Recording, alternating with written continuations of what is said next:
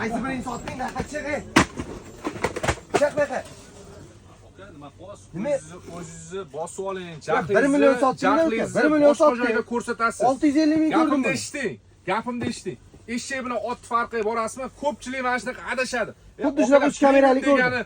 Hamma modeli bo'ladi-yu buni. Xullas men sizga eng oxirgisini, CarPlay'ligini qilib berdim. Boya 1 soat tushuntirdim. O'zingiz ham bildingiz, tushundingiz. Bu P9 modeli. Akalar, ko'pchilik men P5 bilan almashtirib qo'yadi. Sizga ham aytdim. Xullas buni 600 ming so'm qilib beramiz. Necha pul ko'rib keldingiz? 650 ming ko'rdim. Xullas buni 600 ming so'm qilib beramiz. P9 modelini 750 ming so'mdan skidkada Wi-Fi'ligi, CarPlay'li, 3 ta kamerali, antiradarligini 750 ming so'mdan mega skidkada xarid qilsanglar bo'ladi. Original video registrator premium. Bir xil emas. Aka, buni CarPlay yo'q, bunda CarPlay bor. Xullas CarPlay o'zi bir 80-70 dollarlar turadi. Bu CarPlay ichida original video registrator. Ya aka, zo'r me'mor. Xullas, tushunmas har narsa deb tashamang, mana bundan pulni to'laysiz. Xullas, akalar, yana bitta zo'r yangiligimiz Tombas T11 video registratorimizga kelgan CarPlay'li, antiradarli, eng full komplektatsiyadagi video registrator. Narxi 55 dollar.